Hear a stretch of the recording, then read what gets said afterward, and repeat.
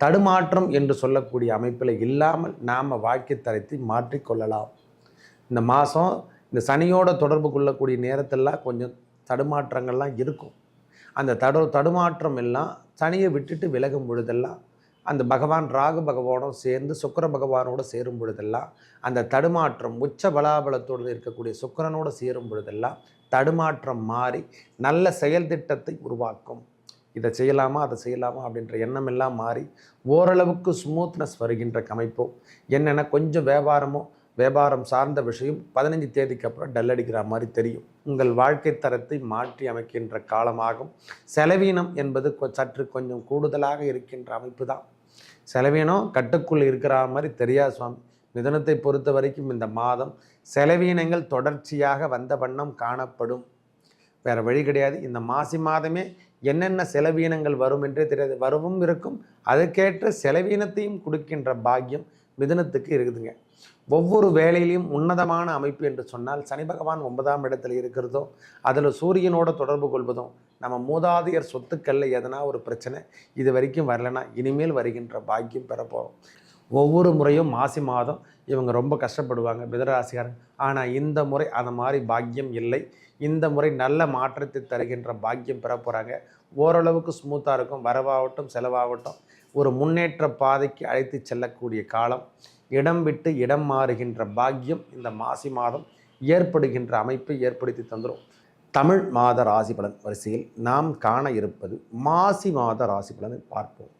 அதாவது மேஷம் முதல் மீனம் வரைக்கும் கிரகங்கள் அமர்ந்திருக்கும் இடம், அதாவது சனி பகவான் கும்பத்திலையும் காலபுருஷ தத்துவத்துக்கு 11ஆம் இடத்துலையும், அதுவும் 12ஆம் இடம் என்று சொல்லக்கூடிய காலபுருஷ தத்துவத்துக்கு 12ஆம் இடத்துல ராகு சுக்கிரன் சேர்க்கை பெற்றும், குரு பகவான் ரிஷபத்திலும், செவ்வாய் பகவான் மிதுனத்திலையும், கேது பகவான் கன்னியிலையும், சூரியன் மகரத்திலையும், புதன் மகரத்திலும் வீற்றிருக்கார். இந்த மாதத்தில் சூரியனுடைய நிலைப்பாடு தான் இந்த மாசி மாதம் என்று சொல்லக்கூடிய இடப்பெயர்ச்சி வைத்து சொல்கிறோன்னா, தமிழ் மாதம் என்று சொன்னால் சூரியனுடைய மாதம் என்று கூட சொல்லலாம்.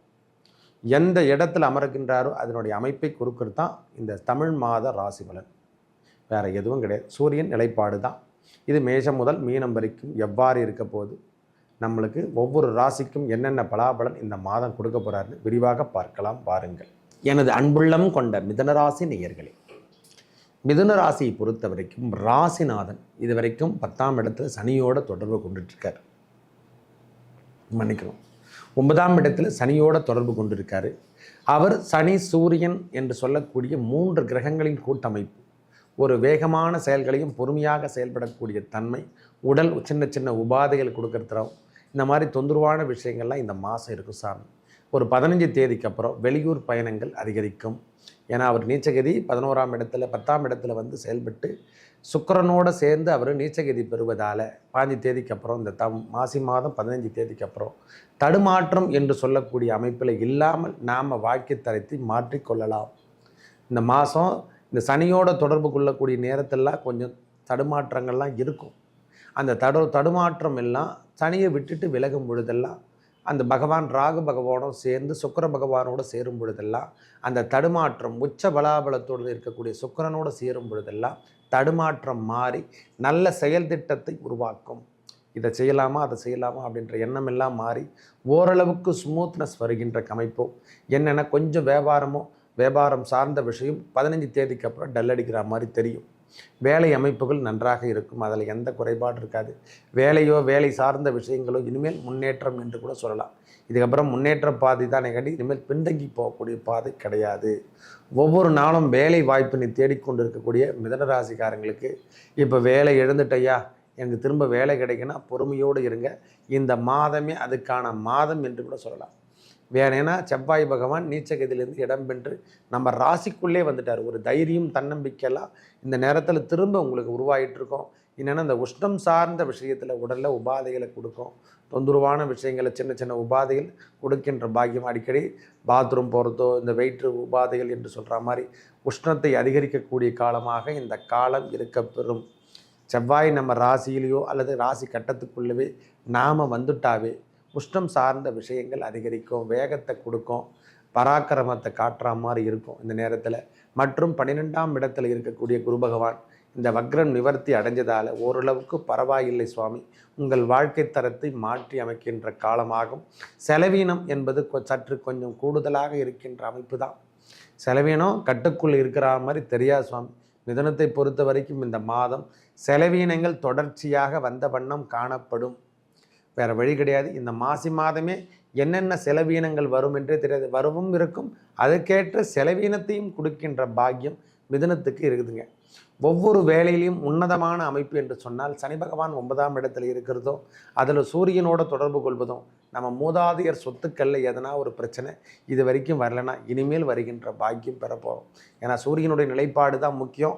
அந்த சூரியனுடைய நிலைப்பாடு நம்மளுக்கு 3ஆம் அதிபதி, நம்ம ராசிக்கு 3ஆம் அதிபதி அவர் எங்கே சம்மந்தப்படுறாருன்னா 9ஆம் இடத்துல சம்மந்தப்படுவதால் சொத்து சார்ந்த விஷயங்களோ அல்லது தந்தையார் வழி உறவுகளில் சின்ன சின்ன சலசலப்பு இல்லை, அவர் உடனிடத்தில் நாம் சற்று அக்கறை எடுத்துக்கிற மாதிரி ஒரு தோரணைகள் காணப்படும். இந்த நேரத்தில் அவங்க மூலியமாகவும் நம்மளுக்கு ஆப்ஷனான செய்திகள் இது வரைக்கும் பேசாமல் இருந்தவங்க கூட இனிமேல், அதாவது நம்ம சித்தப்பா பெரியப்பா இவங்களாம் நம்மக்கிட்ட தகவல் தொடர்பு தாயாதி பங்காளிகள் என்று சொல்கிறோம் இல்லை, அவங்க தொடர்புகள் இல்லாமல் இருந்தால் இந்த முறை தொடர்புகளை ஏற்படுத்தக்கூடிய காலம் இந்த நேரத்தில் ஏற்படுயா.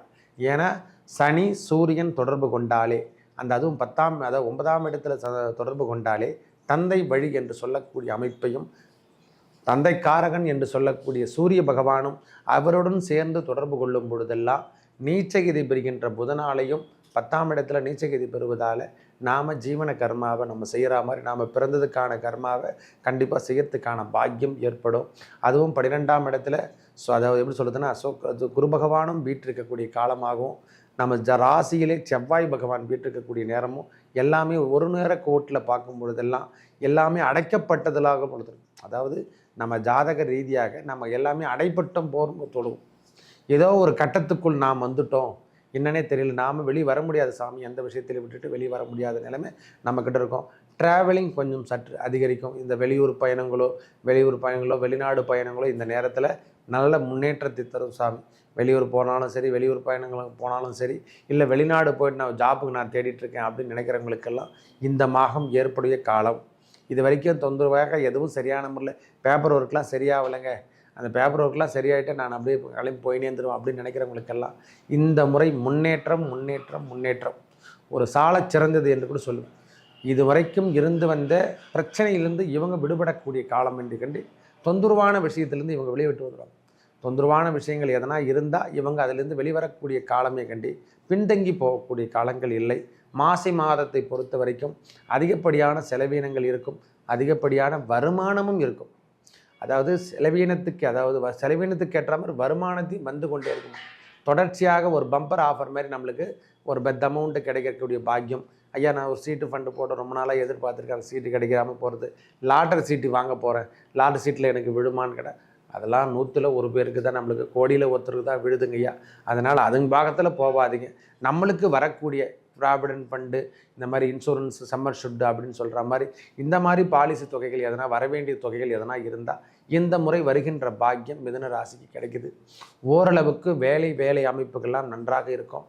இது வரைக்கும் சரியான முறையில் மீடியா துறையில் இருக்கிறவங்களுக்காகட்டும், இந்த கலைத்துறையில் இருக்கிறவங்களாகட்டும், உணவு சம்பந்தப்பட்ட ஒர்க் செய்கிறவங்களுக்கு எல்லாருக்கும் இது ஒரு பெரிய நல்ல முன்னேற்றத்தை கெடுக்கின்ற அமைப்பு. இந்த நேரத்தில் சரியான முறையில் எந்த விஷயமும் சரியில்லைன்னா ஐயா எந்த வேலை எடுத்தாலும் சரியான மூமெண்ட்டுக்கு வர மாட்டேன்னு நினைக்கிறவங்களுக்கெல்லாம் இந்த முறை மாற்றம் தருகின்ற மாதமாக இந்த மாசி மாதம். ஒவ்வொரு முறையும் மாசி மாதம் இவங்க ரொம்ப கஷ்டப்படுவாங்க மிதுனராசிக்காரங்க. ஆனால் இந்த முறை அந்த மாதிரி பாக்கியம் இல்லை. இந்த முறை நல்ல மாற்றத்தை தருகின்ற பாக்கியம் பெற போகிறாங்க. ஓரளவுக்கு ஸ்மூத்தாக இருக்கும். வரவாகட்டும் செலவாகட்டும் ஒரு முன்னேற்ற பாதைக்கு அழைத்து செல்லக்கூடிய காலம்.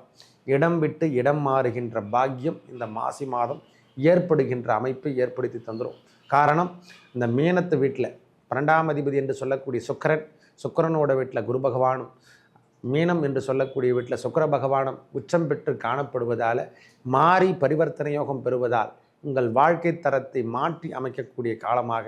இல்லறத்தில் நாம் இங்கே படுக்கிறோன்னா வெளியூரில் போய் படுக்கிற மாதிரி இரவு நேர பயணம் என்று சொல்லக்கூடிய அமைப்புலாம் இந்த நேரத்தில் நன்றாக இருக்கும். இரவு நேர பயணம் போகிறது, போக்குவரத்தை வச்சுக்கிறது, அங்கே தான் தங்கிறது, நைட்டில் ஸ்டே பண்ணுறது, இது மாதிரி சூழ்நிலைகள்லாம் தனிப்பட்ட முறையில் நாம் இயங்கக்கூடிய காலமாகவும் இருக்கும்.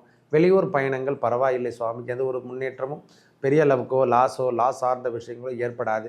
தைரியம் தன்னம்பிக்கை அதிகரிக்கக்கூடிய காலமாக இந்த மாசி மாதம் முழுவதும் உங்ககிட்ட காணப்படும்.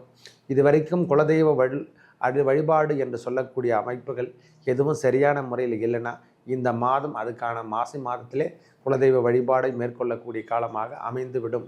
தொன்று தொட்டு வருகின்ற பிரச்சனைகள் நம்மளுக்கு கடன் சார்ந்த விஷயத்துக்கு இந்த மாதம் ஓரளவுக்கு மாற்றத்தை கொடுக்கும். வங்கி சார்ந்த விஷயத்தில் நான் லோன் கேட்டிருக்கையா, எதனா ஒரு அமைப்பு கிடைச்சா நான் அதிலேருந்து மீட்டெடுத்துருவேன் அப்படின்னு நினைக்கிறவங்களுக்கெல்லாம் இது நல்ல முன்னேற்றத்தை தருகின்ற மாதமாக அமையப்பெறும் சாமி.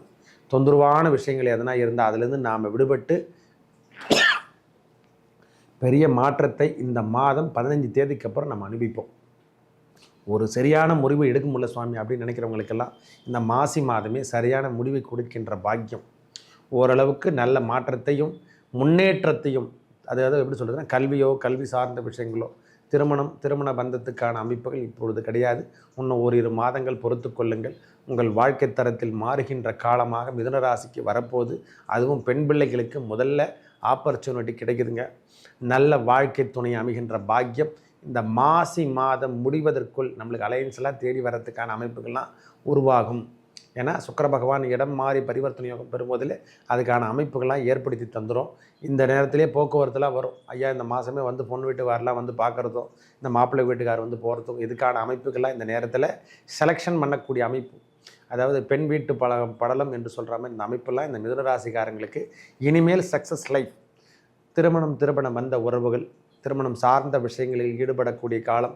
சுப நிகழ்ச்சிகளில் கலந்து கொண்டு தலைமை பொறுப்பாளர் பதவியேற்று நடத்துறது, இந்த மாதிரி விஷயங்கள்லாம் இவங்களுக்கு நல்ல வாலிசு. இவங்களுக்கு அந்த மாதிரி அமைப்புகள்லாம் எங்கே சென்றாலும் தலைமை பொறுப்பாளர் பதவி தான் கிடைக்கும். அதனால் முன்னேற்ற பாதை இவங்களுக்கு விட்டுனா ஃபுட்டு சார்ந்த விஷயத்தில் ஈடுபட்டு நல்ல சக்ஸஸ் பண்ணுவாங்க. இந்த மாதத்தில் ஃபுட்டு சார்ந்த விஷயங்களில் இவங்களுக்கு நல்ல ஒரு முன்னேற்றம் தருகின்ற மாதமாக இந்த மாதம் இருக்கப்பெறும். மேலும் நல்லதெல்லாம் நடக்க அந்த திருப்பதி ஏழுமலையான் வெங்கடாஜலபதி இந்த ஏழுமலையானை தரிசித்து வரவும், ரங்கநாத பெருமானையும் ஸ்ரீரங்க ரங்கநாத பெருமானை வழிபடவும் உங்கள் வாழ்வில் ஏற்பட்ட துன்பங்கள் விலகி நல்லதே நடக்கும். நன்றி, வணக்கம்.